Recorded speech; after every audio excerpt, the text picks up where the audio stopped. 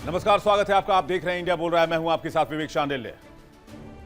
पूरे देश में एक ही सवाल है, पूरी दुनिया में एक ही सवाल है, अमेरिका ईरान की लड़ाई बंद कब होगी? आइए आज इसका जवाब ढूंढने की कोशिश करते हैं। क्या जंग का दायरा बढ़ेगा या सीजफायर की कहानी आगे बढ़ेगी? और होर्मुज की नाकेबंदी करके ईरान ने अपने इरादे जता दिए हैं। तो जिस होर्मुज को लेकर अमेरिका गड़गड़ाता रह गया, उसी होर्मुज पर ईरान ने अपना दबदबा साबित कर दिया और अमेरिका को दिखा दी उसकी औकात। मुश्तबा खामनेई ने ट्रंप की ऐसी घेरेबंदी कर दी है जिसमें ट्रंप बेदम हो रहे हैं। ट्रंप दूसरों पर मैक्सिमम प्रेशर की रणनीति अपनाते थे और आज खुद मैक्सिमम प्रेशर के तले पिस रहे हैं। एक तरफ दुनिया की सबसे बड़ी सैन्य ताकत अमेरिका, सुपर पावर, कोई अमेरिका से लफड़ा लेने की, मोल लेने की सोच भी नहीं सकता। दुनिया की कोई भी ताकत आज की तारीख में अमेरिका से टकराने की जरूरत नहीं कर सकती। और दूसरी तरफ अपने वजूद के लिए, अपनी जमीन के लिए, अपनी संप्रभुता के लिए जंग लड़ता ईरान। मैं ऐसा इसलिए कह रहा हूं क्योंकि ईरान पर अमेरिका ने हमला किया इजराइल के साथ मिलकर, लेकिन फिर भी ईरान डटा हुआ है। और अमेरिकी धमकी के बावजूद ईरान ने होर्मुज पर कानून पास कर दिया और सैंक्शन लगा दिया इजराइल और अमेरिका के शिप्स पर। कहा ये शिप्स यहां से नहीं गुजरेंगे, जिसको जो करना है कर ले। तो एक तरफ सुपर पावर और एक तरफ ईरान। कहने को तो ईरान की ताकत अमेरिका के आगे ऊंट के मुंह में जीरा समान है, लेकिन खाड़ी में यह बाजी पलट गई। ईरान ने अपनी संसद से प्रस्ताव पारित कर कानून बना दिया कि होर्मुज से सिर्फ वही जहाज गुजरेंगे जिसे तेहरान से परमिशन मिलेगी, फिर चाहे वो अमेरिका के जहाज ही क्यों ना हो। हां, ये बात और है कि अमेरिका के जहाज को ईरान ने जिंदगी भर के लिए बैन किया हुआ इस इलाके में, और यहां से जो शिप्स गुजरेंगे उनको पैसे भी देने होंगे। डोनाल्ड ट्रंप के सुपर पावर होने के बावजूद, अमेरिका के इस रीजन में खड़ा होने के बावजूद, ईरान ने अमेरिका के मुंह पर थूका है, चुनौती दी है। और वो भी तब जब अभी 24 घंटे भी नहीं हुए जब अमेरिका ने इस्फहान में बंकर बस्टर बम गिराए।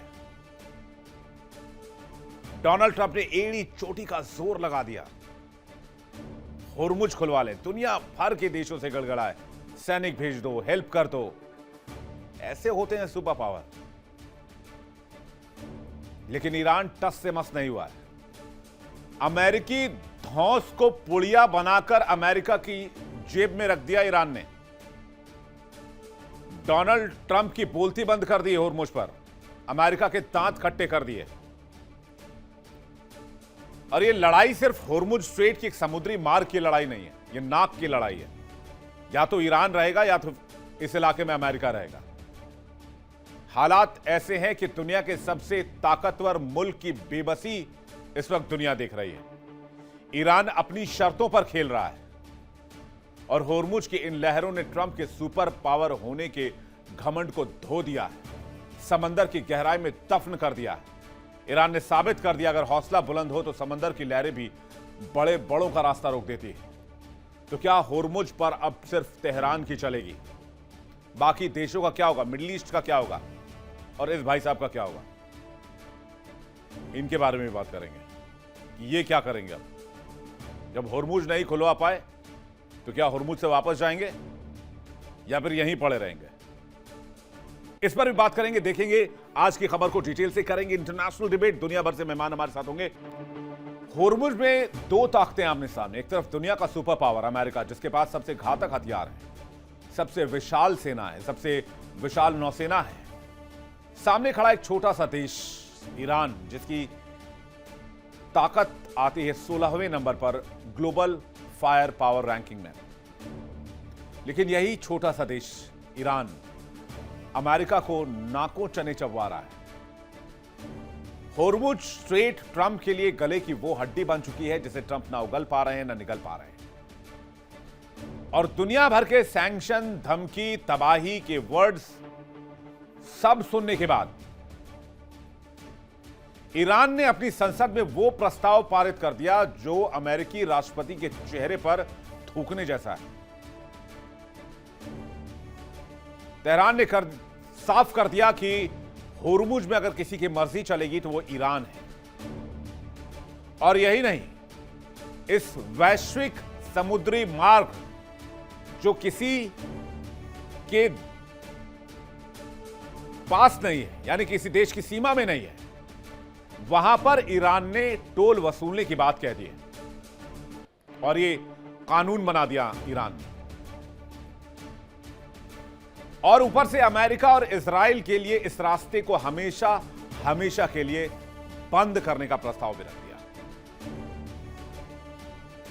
यह तब है जब 32-33 दिनों से लड़ाई लगातार जारी है और अमेरिका ने अपनी पूरी ताकत का इस्तेमाल कर लिया ईरान को झुकाने में। लेकिन इतनी बड़ी सैन्य ताकत होने के बावजूद अमेरिका यहां से माचिस की तीली तक नहीं हिला पाया। अमेरिका के गुरूर को, ट्रंप के गुरूर को तेहरान ने चकनाचूर कर दिया है, होर्मुज स्ट्रेट में दफन कर दिया है समुद्री लहरों के नीचे। ईरान जानता है कि सैन्य ताकत में वो अमेरिका के सामने ऊंट के मुंह में जीरा के बराबर है, लेकिन उसकी रणनीति ने उसे वो ताकत दी है जिसे अमेरिका समझ ही नहीं पाया।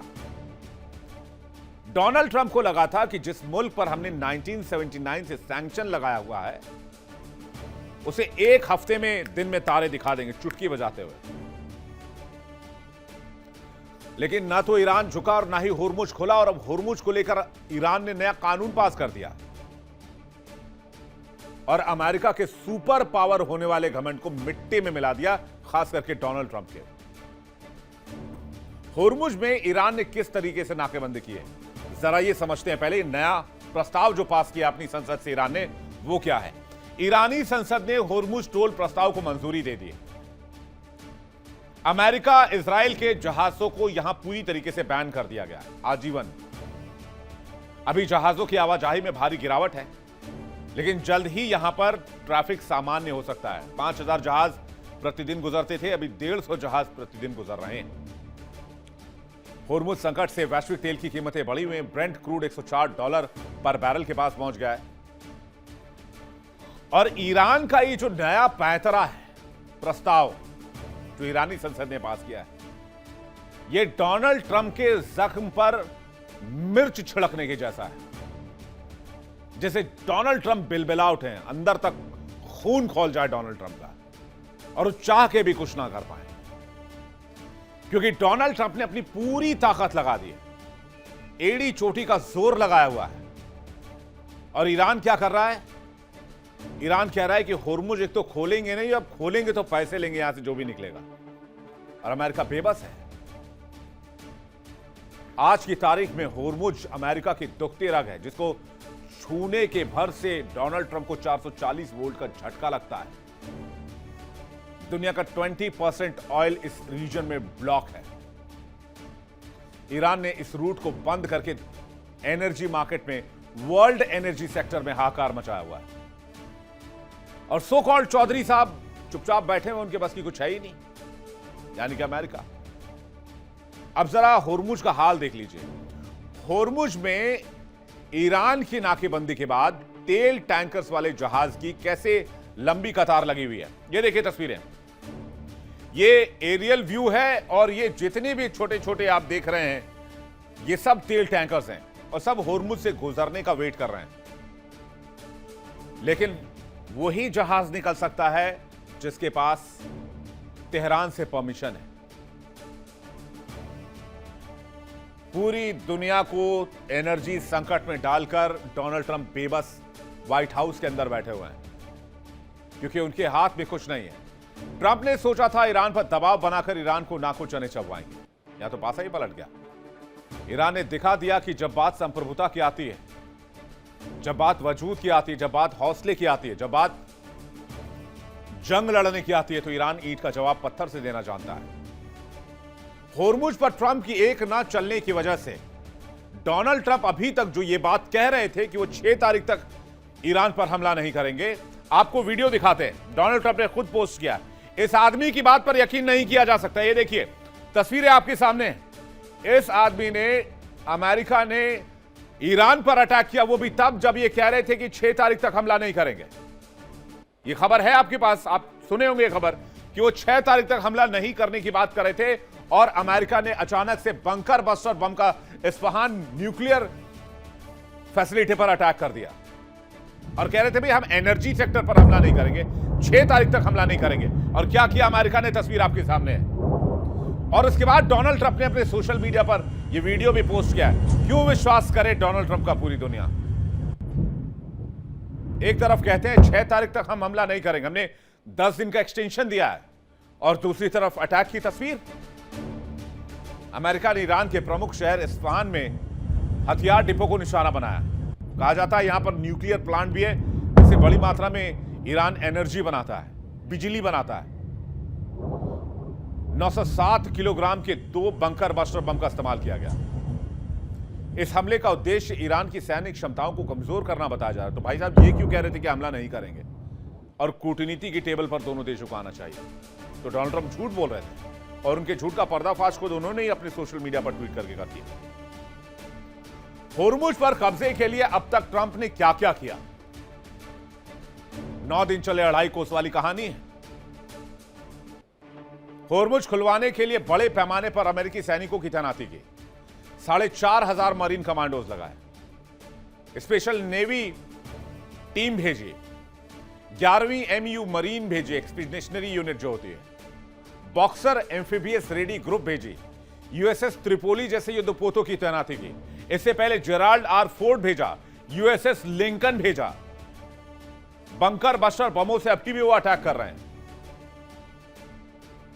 लेकिन वो ईरान के इरादों को नहीं गिरा पा रहे हैं। ईरान ने सिर्फ अमेरिका ही नहीं बल्कि उसके सबसे करीबी दोस्त इजराइल को भी आड़े हाथों लिया। ईरान का कहना है कि जहाज जो उनकी सुरक्षा के लिए खतरा है, उन्हें यहां से गुजरने का कोई हक नहीं है। अमेरिका और इजराइल के लिए यह स्थिति इधर कुआं उधर खाई जैसे वाली स्थिति है। अगर वो सैन्य कार्रवाई करते हैं तो तेल की कीमतें और ज्यादा आसमान छूने लगेंगी। चुप रहते हैं तो सुपर पावर की साख धूल में मिलती रहेगी, मिट्टी में जाती रहेगी। अमेरिका को ईरान ने मिडिल ईस्ट जंग में पानी पिला पिलाकर जख्म दे रहा है। इतनी ताकत होने के बावजूद ईरान अमेरिका पर 20 साबित हो रहा है। यकीन ना हो तो कंपैरिजन देख लें। वैसे फिर मैं आपको कह रहा हूं कंपैरिजन नहीं बनता है, फिर भी कंपैरिजन देखते हैं। आइए, रक्षा बजट लगभग $1 ट्रिलियन, इसको बढ़ाकर $1.5 ट्रिलियन करने की कोशिश है डोनाल्ड ट्रंप की। रक्षा बजट 10 से 15 अरब डॉलर। देख रहे हैं, जमीन आसमान का फर्क है। इसके अलावा सैनिकों की संख्या लगभग 13.5 लाख, यहां सैनिकों की संख्या 6 लाख। आप अमेरिका और ईरान की ताकत में फर्क देखिए, लगभग 8 लाख रिजर्व सैनिक है, लगभग 3.5 लाख रिजर्व सैनिक है। बजट जो है वो बहुत कम है। कुल आप देखिए, फाइटर विमान 13,000 से ज्यादा, कुल फाइटर विमान लगभग 550, और वो भी सब बाबा मॉडल के, पुराने मॉडल के। तो नया कुछ है नहीं, क्योंकि सैंक्शन है 1979 से। उसके बाद टेक्नोलॉजी शेयर किसी ने की नहीं, क्योंकि अमेरिका की दादागिरी चलती थी। अब देखिए, F-35, F-22, F-16 जैसे स्टेल्थ फाइटर जेट शामिल हैं, लेकिन ईरान के पास क्या है? MiG-21 या उससे पुराने कोई रूसी या अमेरिकी विमान मौजूद हैं, जो आज की तारीख में धूल फांक रहे हैं, जिनकी टेक्नोलॉजी बहुत पुरानी हो चुकी है। लेकिन फिर भी ईरान ईरान है। अमेरिका की ताकत देखिए, 465 से 484 कुल नेवी पावर है, अगर शिप्स की बात की जाए। तेहरान के पास कितनी? 109 कुल। इसमें से 11 परमाणु विमान वाहक पोत और 66 पनडुब्बियां शामिल हैं। लेकिन ईरान के पास सिर्फ 25 पनडुब्बियां और छोटे युद्धपोत हैं। अमेरिका के पास 4,666 टैंक और 4 लाख से ज्यादा बख्तरबंद गाड़ियां हैं। ईरान के पास कितने हैं? 2,675 टैंक हैं। ईरान के पास लगभग 75,000 से ज्यादा बख्तरबंद गाड़ियां हैं। परमाणु हथियार में तो फिर कोई कंपैरिजन ही नहीं है। लगभग यहां 3700 लिखा हुआ है, कई रिपोर्ट्स बताती हैं 5000 से ज्यादा न्यूक्लियर वेपन्स है अमेरिका के पास। ईरान के पास आधिकारिक तौर पर कोई परमाणु हथियार नहीं है। अगर इन्होंने कुछ बना लिया हो तो इसकी जानकारी दुनिया में किसी के पास नहीं है। वैसे भी ईरान के पास कौन कौन से हथियार हैं, ये जानकारी अभी बहुत सीक्रेट है। डोनाल्ड ट्रंप अक्सर कहते हैं कि वो अमेरिका को फिर से महान बनाएंगे, लेकिन मुझे लगता है कि डोनाल्ड ट्रंप के दोबारा राष्ट्रपति बनने के 15 महीने के अंदर ही अमेरिका महान तो नहीं बन पाया। हां, अमेरिका जो महान था, जो टैग उस पर लगा हुआ था उसकी महानता का, वो जरूर डोनाल्ड ट्रंप ने धो दिया और अमेरिका की ताकत को तेहरान ने ठेंगा दिखा दिया। ईरान ने संसद में जो प्रस्ताव पारित किया वो सिर्फ कागज का टुकड़ा नहीं, अमेरिकी राष्ट्रपति के चेहरे पर वो कूटनीतिक तमाचा है जिसे डोनाल्ड ट्रंप दशकों तक नहीं भूल पाएंगे। ट्रंप प्रशासन ने ईरान को झुकाने के लिए आसमान पाताल एक कर दिया, एड़ी चोटी का जोर लगा दिया, साम दाम दंड भेद सब कर लिया, लेकिन सारी रणनीति फेल हो गई। अब सवाल यह कि होर्मुज से क्या पीछे हटना पड़ेगा ट्रंप को? इतनी फजीहत करवा के क्या ट्रंप यहां से फरार हो जाएंगे? क्या भागना पड़ेगा? पीट हेग्सेट ने अब से थोड़ी देर पहले कहा है कि युद्ध को लंबा नहीं खींचना चाह रहे डोनाल्ड ट्रंप। तो फिर क्या करने के लिए आए डोनाल्ड ट्रंप यहां पर? फिर कहते हैं कि भाई होर्मुज खुलवाने के लिए अमेरिका को जटिल सैन्य अभियान चलाना पड़ेगा। तेहरान कहता है कि आप इन्वेजन करो तो सही, आप लाओ तो सेना, फिर मैं बताता हूं कि लड़ाई कैसे लड़ी जाती है ग्राउंड पे। तीसरा जो सबसे महत्वपूर्ण कारण है वो होर्मुज स्ट्रेट से सिर्फ 1% तेल यूएस को पहुंचता है, इसलिए यूएस का बहुत फायदा नहीं है, ये फंसे हुए हैं भाई साहब। कारण 4, यूरोपीय देश होर्मुज पर मदद से पीछे हट गए और अमेरिका अकेला पड़ गया है। फिर होर्मुज के चलते मिडिल ईस्ट में अमेरिकी बेस को हमले से बचाना चाहते हैं। ट्रंप का दावा है कि ईरान में उनके उद्देश्य पूरे हो चुके हैं और वो जंग जीत चुके हैं, लेकिन कहां से जंग जीत चुके हैं ये तो यही बता सकते हैं। मुझे तो नहीं लग रहा कि अमेरिका इस इलाके में जंग जीत चुका है। अमेरिका इस इलाके में अभी तक जंग हार रहा है। ईरान ने साबित कर दिया है युद्ध सिर्फ हथियारों से नहीं, सही रणनीति, सही समय पर सही फैसले और सही घेरेबंदी से जीती जाती है। होर्मुज में सुपर पावर का घमंड नस्तनाबूद हो रहा है और अमेरिका के गाल पर वो कूटनीतिक तमाचा पड़ा है जिससे अमेरिका शायद ही कभी उभर पाए। देखिए इंडिया डेली 24/7 अब आपकी स्मार्ट टीवी पर। इंडिया डेली मौजूद है सभी डिजिटल प्लेटफॉर्म पर लाइव और लगातार। इंडिया डेली 24/7 हर दिन राष्ट्र को समर्पित।